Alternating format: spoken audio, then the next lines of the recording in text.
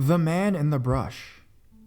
To give some explanation and background knowledge for this whole encounter, I was around 15 at the time this occurred. I was out camping in the middle of nowhere with my family, and part of my extended family, my aunt, uncle, and cousins. I was the oldest kid there in the RV, so you can probably understand how I felt to have no one else to do the crazy stupid crap I did back then with. With a good 2-year gap between me and the inferiors, it was almost like nirvana when I got to the campground and met the other teenagers. These were all people we knew fairly well from previous camping trips, so it was considered normal to hit it off with them from the start and act like we'd known each other forever within the hour. Now, the story. My parents trusted me a lot, not a lie. I liked my fun, but I liked getting home in time for dinner equally as much. So when I was gone most of the day with other people from the camp, they didn't think much of it. The only rule was that I had to be back at the RV to eat dinner, and before 8:30 in the evening. So picture this, group of 6 teenagers, 15 to 16, out in the middle of the woods with no adult supervision for the vast majority of the day. Just a recipe for success right there. But this particular day, we found a neat little deer trail we hadn't found in the 2 years we've been there before. On second thought though, it didn't really seem like a deer trail. It snaked through a really thick part of the underbrush, maybe a foot, 30 centimeters of clear ground, 3.5 feet, 1 meter clear of branches going upwards. It's a really hard thing to pick out of the brush, unless you're either really looking or know where it is. It was promptly explored, marked with a broken branch outside of the entrance, and quickly forgotten. Except, I remembered this special little tunnel. That night, while we were all eating dinner, one of the adults proposed that we played manhunt out in the woods at night. Not everyone was totally on board with this idea, but in the grand scheme of the plan, we were quashed down like autumn leaves. Everyone got a flashlight, and everyone was assigned to a team. For those of you who aren't sure what manhunt is, here's an explanation. Everyone playing is given a flashlight, and they're divided into 2 groups. It's basically like glorified flashlight tag, but there's a catch. As you catch people, you have to correctly identify who they are, and if you can, they join forces with the hunters. The last man standing gets a candy bar or something, whatever is being offered as a prize. This is how we played it anyways. For the first round, I get lumped in with the runners, those who are getting chased by the hunters. We get a 5-minute head start to run, climb a tree, whatever the hell we want to do to evade the hunters. Usually I'm the one up in a tree, but that never really worked out as being the winning spot. So to try and score a win for once, I decide to play the cat and use one surefire method of escape. And the hiding spot was the rude little path through the thicket. It took most of the head start time to find the damn thing, because it was so well hidden and out of the way. As I passed hiding spots, I heard hushed, smothered whispering between siblings who were questioning my actions, like a bird's wings rustling when it's fluffing itself. It should be noted that I have bat hearing. My ears are possibly my greatest asset in this game, but when I'm just reaching the destination, I hear the short blast of air horn announcing that the 5 minutes are up. I swan dove into this minute little path in the undergrowth, shuffling on my hands and knees until I was about halfway in, crouching down like some huge, malformed quail. The hunters are doing an initial sweep through the trails, looking for obvious hiders, and people caught out trying to change spots. When they finally reach me, they reach the dead end and go straight back. I try to readjust myself and crawl further down the tunnel. I honestly don't know how it happened, but I found an even more hidden path within that one, and accidentally, I drag my stupid body down the rabbit hole. Except, instead of ending in a dead end, this one ended in a slight hollow. I don't ever want to describe exactly what I found there, I'm sorry, but I just can't. It was a younger looking woman, naked, covered in lacerations and stab wounds, in the fetal position. Her glassy, glazed eyes seemed to look straight through me. I won't go any further than that. I was too scared to scream, and I froze there while dark, burgundy stains formed on my jeans. I froze there, in pseudo-catatonic position, like a marble carving for what felt like hours, and then I heard someone else coming along that path. Have you ever been so scared that for one moment, one insane moment, you truly consider something incredibly stupid as a viable option to escape? That was one of those times. I let out a short, trembling whimper and started moving. Whoever was on the path stopped and then eagerly started moving forward again. I could hear their panting, uneven breaths of a man, a horrible marker of whoever it was getting closer and closer to me by the second. By some wondrous, beautiful miracle, he missed the path leading to the brushy hollow. I heard him moving down past the entrance, dragging something clunky and awkward behind him. I heard clinking noises and the occasional effort to silence the small, sharp noises. I heard a low curse somewhere towards the end of the tunnel, and I blasted out of the undergrowth tunnel like a bullet forcing its way out of a barrel. Cracks, crashes, and obnoxious rustling was all around me as I heard the man sharply intake a breath and begin to move towards me. The hoarse, deep panting was getting closer and closer to me, a testament to how I was too slow at exiting.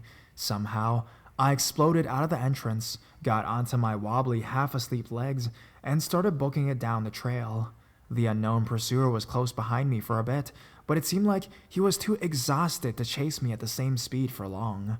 I know everyone loves to rip on the fact that people always trip in horror movies, but in all honesty, tripping is something I am amazed I didn't do, with adrenaline coursing through me at the speed of like a frickin' bullet, trying to make my jello-like unsteady walking appendages work to move me away from whoever was behind me was like trying to run on water. It felt like an eternity, but I finally reached the main trail running back to the camp and sprinted down it, screaming bloody murder. Confused faces looked out from the trees, and I think someone called after me. Reaching the camp was easy, but trying to explain why I woke up half the people in the camp and bolted out of the woods at breakneck speed was harder. When I finally choked the words out to explain, I remember a profound, insidious silence throughout the group of adults waiting at the mouth of the trail. I really don't remember a whole lot from that point on. I know the cops were called, and my mother and aunt ran shrieking and wailing along the trail, calling for the other kids to come back to safety. When someone's yelling like that, you don't ignore it. They rounded everyone up in 30 seconds flat and barreled back into the camp. The police found a man out in the woods, creeping along the trail, clutching a knife. A black garbage bag with a variety of sharp instruments and a saw was found abandoned on the trail, some speckled and smeared with dried blood. I don't think there was any getting over it. I still have nightmares sometimes of the man chasing me, breathing heavily down the back of my neck, trying to catch me, and sometimes he succeeds.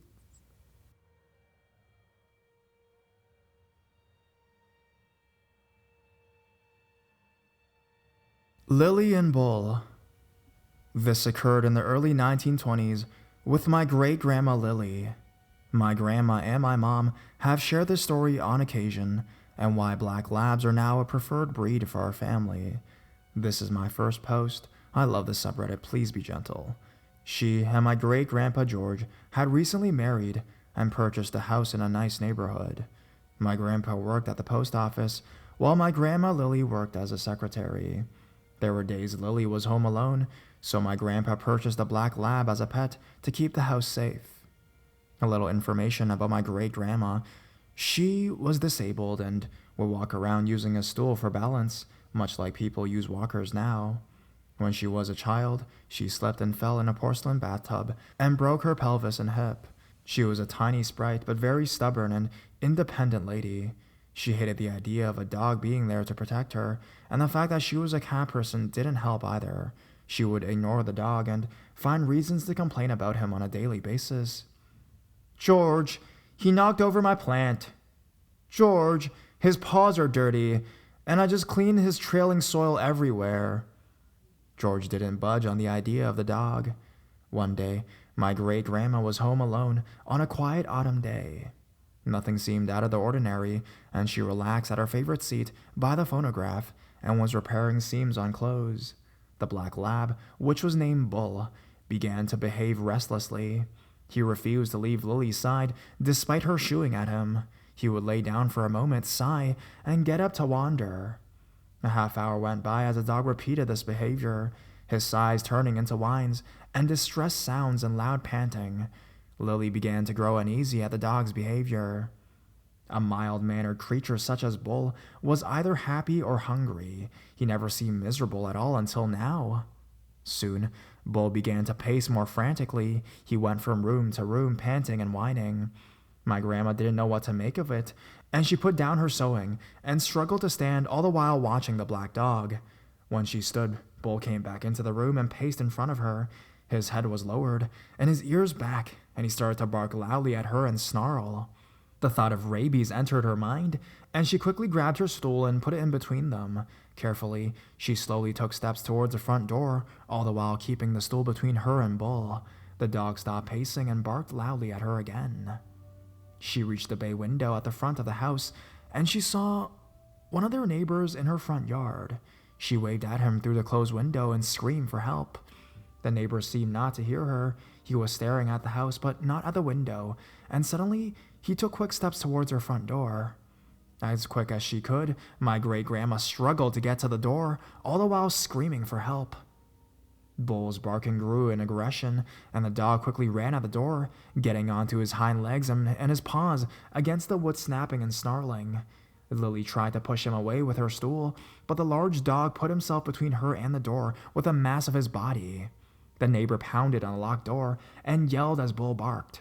Stricken with terror, she tumbled back into the bay window, contemplated throwing herself out when, as she watched a group of men rush onto her lawn towards her door. Thinking that they were there to get her away from the crazed dog, instead, she watched them wrestle the neighbor, who had been at the door, onto the grass and pin him down. Crying, she opened the window as much as she could and yelled for their help, that the dog was going insane. The neighbor pulled her out of the window and helped her onto the porch, explaining that they had seen the man wandering around her yard for almost an hour, as if in a daze. It was until they watched him charge the door and begin to pound on it, screaming incoherently, that they realized what was going on. While trying the door and pounding on it, he pulled a large kitchen knife from his belt and began to stab at the door, screaming. He was taken away to the hospital, crying about Jesus and Virgin Mary. It turns out that their next-door neighbor had cancer of the brain and had gone either undiagnosed or he hid it from his family. It had grown to such a size that it caused him to lose his mind. That day in his mind, he had to kill my great-grandma Lily. If it wasn't for Bull, she might have unlocked and opened the door to see what he wanted. After that day, she pampered Bull and gave him the best food and would let him sleep on her feet while she sat at her favorite chair. They had him for more than 10 years, and he watched over my grandma and my uncle when they were born until he passed away.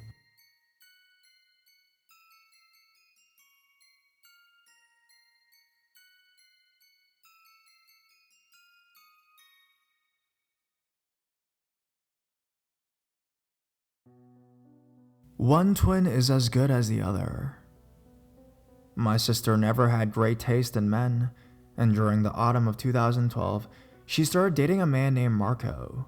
He was her age, 26, and worked as a chef. My sister and I are very much alike, but also each other's opposites. Identical twins, but with two very different sets of personalities. She's trusting and fun-loving, social and bubbly. I'm a total introvert, in love with my books. We are very close though, always been, as I assume most twins are. It was when she first brought Marco to the family dinner at my parents' place that I noticed some less than charming cracks in his otherwise well-kept mask. It was subtle at first, but it was there. The signs of a controlling and jealous mind, an ever so brief hint of contempt that dances across his face every time she paid attention to someone else, or when it became evident that she was much more intelligent and well-read than he. He was very good-looking though, I'll give him that, and I guess that's a veil that kept my sister from seeing the truth. A wolf in sheep's clothing, he was fit, tall, with broad shoulders and green eyes, a charming smile, and a confident posture. Soon, she stopped calling me. She called me on a daily basis before. Then, the family dinners thinned out almost to nothing. She started wearing clothes she wouldn't normally pick out herself. I tried talking to her at first, but she wouldn't listen, because when he wasn't a controlling asshole, he was the love of her life. Yeah, I told her, weirdos are like that. Anyways, one afternoon she phoned me up. I was standing in line at the grocery store, but what she told me made me drop everything and rush out to the car. She called me from a cafe, and what she told me was chilling. They had a fight, a verbal fight, that escalated until he left their home and slammed the door. Later, he had returned with a new car. He had sold the old two-door thing and brought a larger one, an old Volvo V70. He had stared at her and said, "The car got a trunk so large that I can easily fit a body in there, just so you know." At that point, she got into the bathroom, started to draw a bath, and climbed out the window. Where I live, this kind of threat isn't taken seriously by the police. If you haven't been hit and got the marks to prove it, you got nothing. So we decided that she would leave town and take that job offer she had been interested in, but turned down because he didn't want her to drive over an hour to work each day. She would go stay with our friend Joe, who lived just under an hour from the new workplace, but 2 hours from her current city. Joe was an old childhood friend and had never been introduced to Marco. It felt safe. I had phone contact with her every day to make sure things were okay. She seemed happy again, and I felt that the danger was over. Until that day when I was out running. I had finished my run and returning to the parking lot. I usually hide the car keys on top of one of the tires, and as I reached down to grab it, he put his arm around my throat, tight enough to cause breathing difficulties. "One twin is as good as the other," he whispered, and started dragging me away from the car. "Your sister caused this. It's her fucking fault. She'll never see you again. That's the punishment," he mumbled in my ear as he moved me towards his car. I was panicking, and despite my struggling and kicking and desperate squirming, he had no problem keeping his hold on me, and it was terrifying to realize how much stronger he was than I. I'm a fit woman. I run and fence. I've competed in CrossFit, and I did all I could to fend him off, but it didn't help. That's when I used my one free arm to stab the car key in his inner thigh. I aimed for something more painful, but his hold on me made it impossible to move enough. It stunned him enough to loosen his grip a bit, and I used short window crush the tiny bones in his foot and my terrain running shoes. He still managed to knock me down, but was then interrupted by a team of cross-country runners, and he fled the scene. My sister came home to witness against him, and she had a lot to say once she started talking. Together, we and the guys from the cross-country running team convinced the court to lock him up.